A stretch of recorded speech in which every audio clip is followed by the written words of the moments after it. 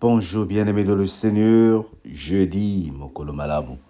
Un très bon jour béni par le Seigneur comme tous les autres jours. Ésaïe 40, prenons les versets 1 jusqu'au verset 15. Consolez mon peuple, dit votre Dieu. Parlez au cœur de Jérusalem et criez que sa servitude est finie, que son iniquité est expiée, qu'elle a reçu de la main de l'Éternel au double de tous ses péchés. Une voix écrit, préparez au désert le chemin de l'Éternel.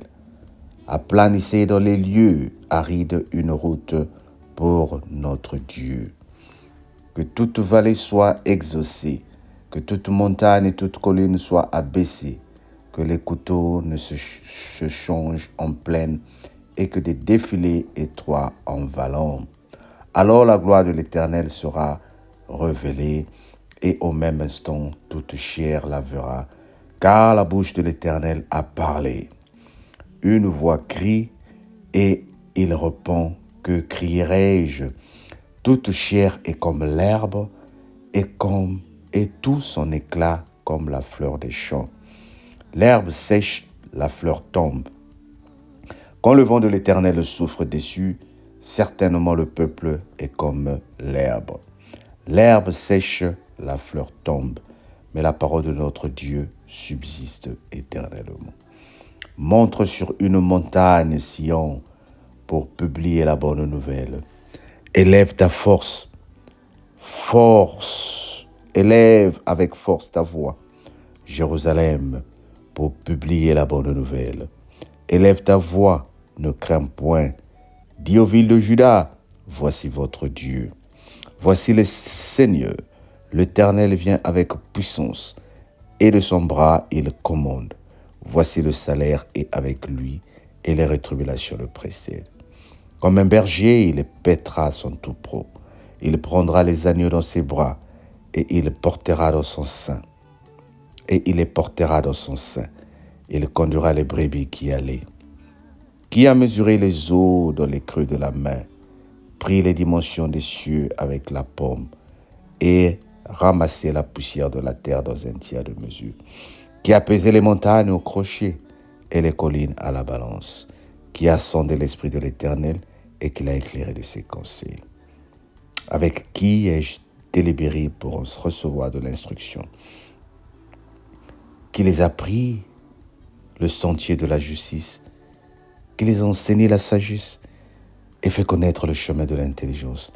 Voici les nations sont comme une goutte d'un seau. Elles sont comme de la poussière sur une balance. Voici les îles sont comme une fine poussière qui s'envole, dit l'Éternel. Amen. Parlez à Jérusalem et criez, dites-lui que sa servitude est finie. Le Seigneur dit, parlez à la famille Lufimpo, dites-leur que la malédiction prononcée contre vous est finie. Le Seigneur m'envoie ce soir parler à ta famille pour dire que la servitude est finie. Oui, le Seigneur a un moment où il a décidé de mettre fin à la servitude pour toi, mettre fin à la servitude parce que la gloire de l'Éternel sera élevée. Et au même instant, dans toute chair verra cette gloire. Le Seigneur veut montrer sa gloire dans ta vie. Le Seigneur veut montrer sa gloire dans ma vie. Et il est dit, l'herbe sèche, la fleur tombe quand le vent de l'Éternel souffle. Certainement le peuple est comme l'herbe. Alors c'est cette parole-là que j'aimerais utiliser ce matin. Ésaïe 40, verset 7. Bien-aimés, nous sommes comme l'herbe. Pour ceux qui sont en Europe, le printemps est en train d'arriver. Les herbes, les fleurs vont sortir. Elles vont donner de leur beauté. Mais le Seigneur est en train de dire, nous allons sécher. Que ces fleurs-là que nous sommes en train de voir briller vont sécher et elles vont tomber à un moment.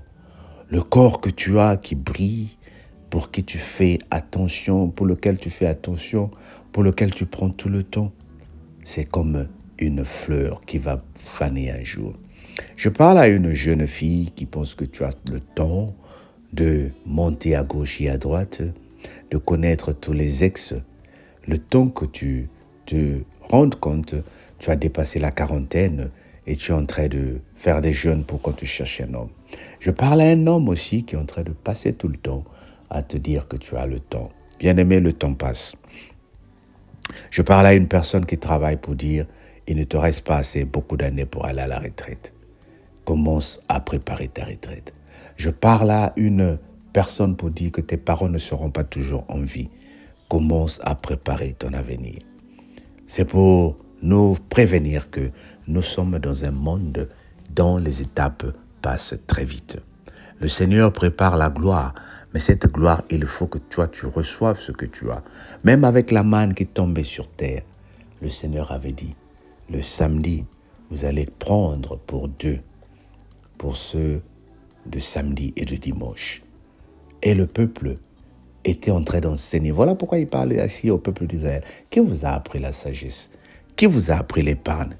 Qui vous a appris qu'il faut garder pour des jours de famine? Le Seigneur dit, organise ta vie. Oh, je suis en train de parler à une personne qui vit de jour en jour. Aujourd'hui, tu te lèves tous les matins pour aller travailler. Reste un moment pour te dire combien tu as le compte.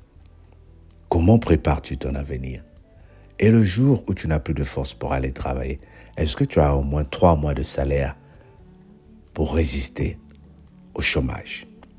Oh bien-aimé, ce message n'est pas toujours spirituel, mais c'est un message qui nous enseigne aussi. Dieu prépare des bonnes choses pour toi, mais il veut que tu les gères aussi. Dans le nom de Jésus, notre Seigneur et Sauveur. Qu'il te bénisse et qu'il me bénisse au nom de Jésus. Bye bye. Ben écoute, abonne-toi et partage. Que le Seigneur te bénisse. On se dit à demain. Bye bye.